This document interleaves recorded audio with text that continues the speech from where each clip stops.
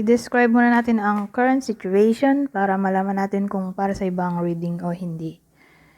Dito ang side mo at dito naman ang side ng other person.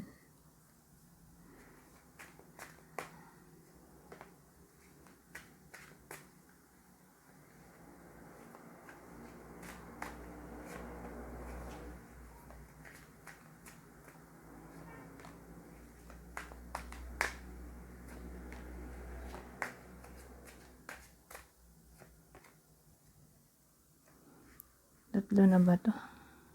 Tatlo na pala.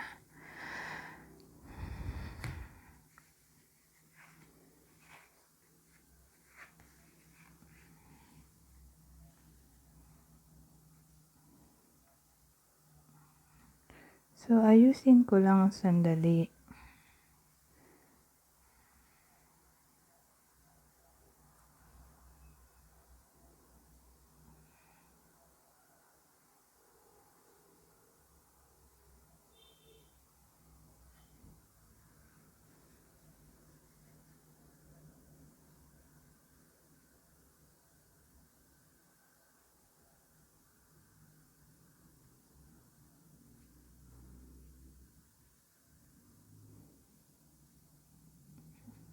So, yan. Pwede na yan.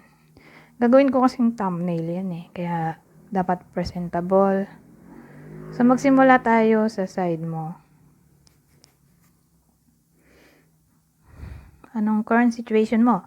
Pero,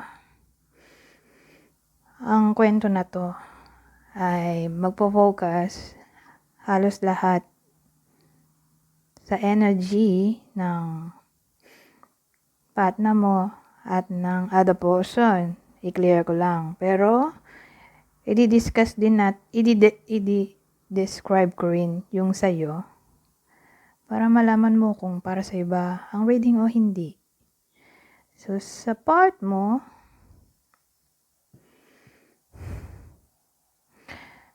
separated na siguro kayo ngayon. Kasi nga, nagkaroon ng third party, baka yun ang cause ng separation ay dahil nga sa presence nitong other person. Pero tingin ko ikaw yung original dahil may emperor dito. So, siya yung code ng stability. So, siguro kasal kayo o may anak. So, ang dating nauna ka. O baka nga, ikaw yung original sa kwento na to. At ito, yung other person. O third party.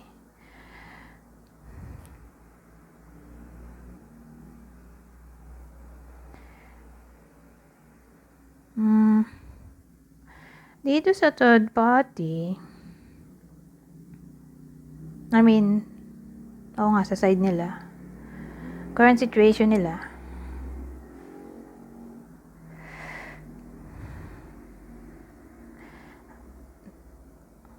ang dating kasi sa akin, sila pa rin hanggang ngayon. Honest naman sila sa isa't isa. Maganda yung sama nila kasi balance. Saka passionate yung connection nilang dalawa.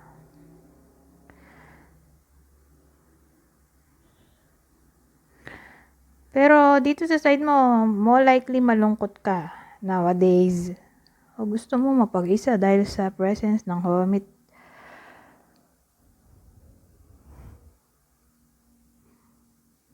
So wala siya sa feeling mo, nandito na siya. Siguro dahil break na kayo. Ngayon,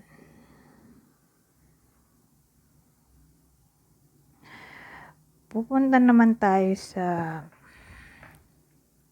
feelings ng person mo at feelings ng other person. Pero dito yung other person. Feelings ng other person para sa person mo at feelings ng person mo para sa other person. So, kung tingin mo ito ay kwento mo, let's proceed.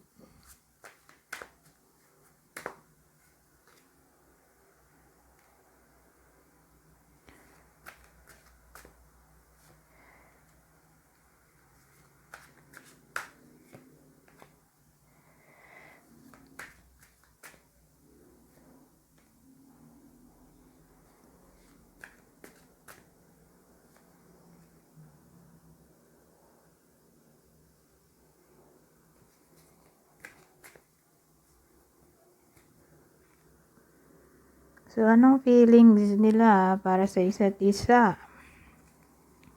So, dun muna tayo sa other person.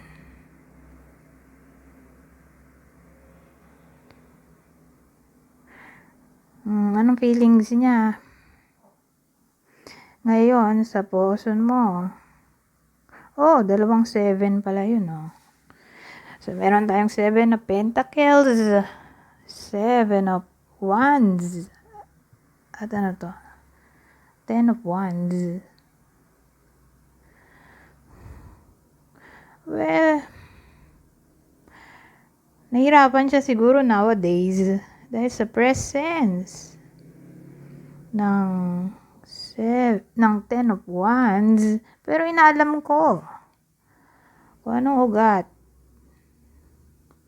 Bakit ganon na parang nahihirapan siya sa connection? Siguro dahil nga third party siya.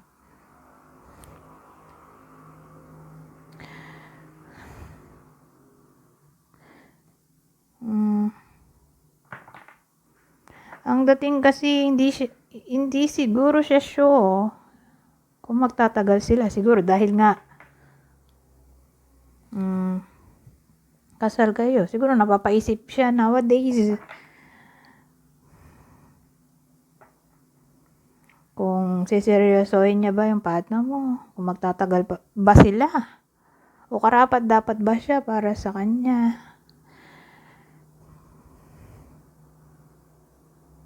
Pero ang tingin ko hindi siya sure. Kaya siya nahirapan dito.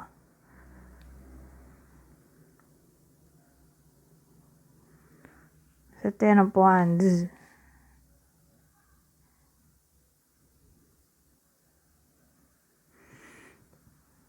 Kasi kung kasal kayo, paano sila ikakasal?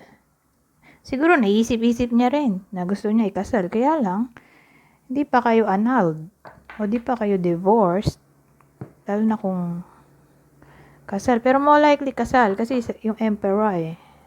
Pag nakita ko yun, dating sa akin, stable. So, parang may pinangahawakan na parang tali. Contract. Na hindi siya basta-basta makakaalis sa'yo. So, again, dating sa akin, kasal kayo. So, nangangarap siguro siya ikasal, pero hindi nga pwede mangyari. Kaya, napapaisip siya kung seryosohin niya ba itong partner mo. Basta ngayon lang to, ha? Kasi current feelings yung pinag-usapan natin. Napapaisip siya ngayon. Mingi siya ng sign sa universe. Nagiging spiritual siya. Kumbaga, dun siya kumukuha ng sagot sa tanong niya sa isip. Kung siseryosohin niya ba yung partner mo sa pamamagitan ng spirituality o signs mula sa universe. Although, sabihin natin may feelings naman siya, kaya lang nga hindi siya sure. Parang ganun lang dating sa akin. Ngayon, dito naman sa partner mo, anong feelings niya para dito sa other person? Ngayon kasi current feelings, yung pinag-uusapan natin dito. Ang dating sa akin, seryoso naman siya dahil may 10 of tayo dito. Wow, 2 10 pala to. Pero kasi magkaiba naman sila ng spread. Pero pare silang 10. Dito 10 of Wands. Ito 10 of Pentacles. So pag nakita mo yung 10 of Pentacles, iisipin mo na agad na seryoso siya. Pentacles yan. Tapos 10. Gusto niya na magtagal sa kanya. Sa ngayon, yan yung naisip niya. Parang comfortable, relaxed.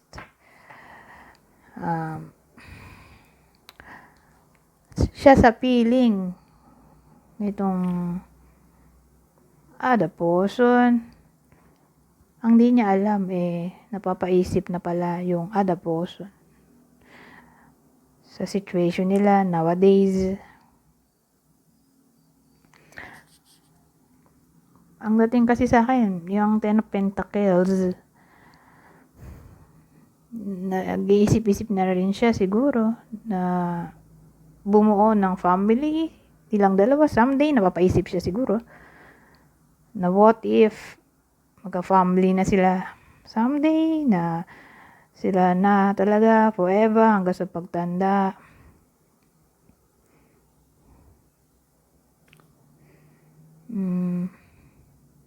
Basta, ang dating, mukhang loyal naman siya, masaya naman siya. In love talaga siya dito. Dahil may strength card po, the Fool. Tapos strength. Matatag. 'Di ba? Matatag yung feelings niya. Dito sa other person,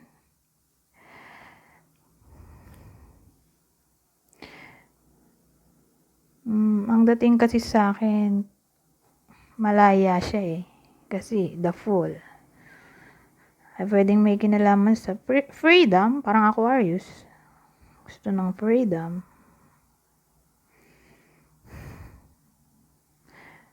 Siguro compatible sila mentally, kaya trip na trip niya tong other person.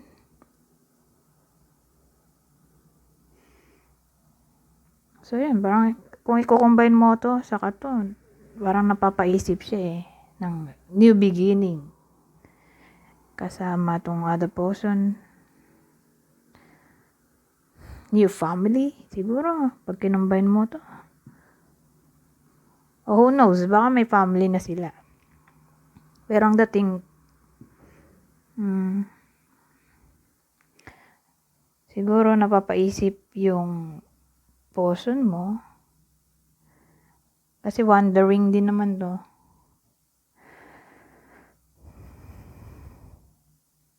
Kung yun nga, dito na ba siya magstay? Pero malaki chance na gusto na niya talaga kasi may strength kasi tayo dyan, strength card na may kinalaman sa pagiging strong.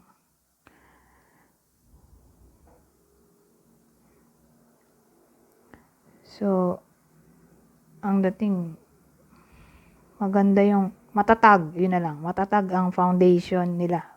Matatag foundation.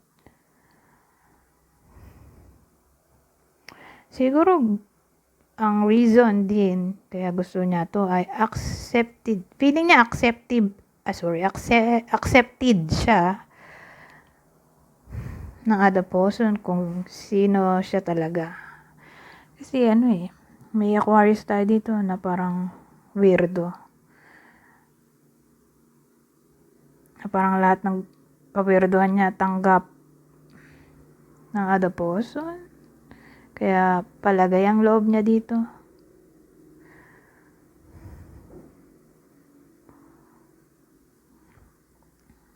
So, yun Sa ngayon lang to hindi naman to forever. Dahil current feelings nila yung pinag-uusapan. Hindi naman future outcome. Anyways, hanggang dito na lang. Goodbye for now.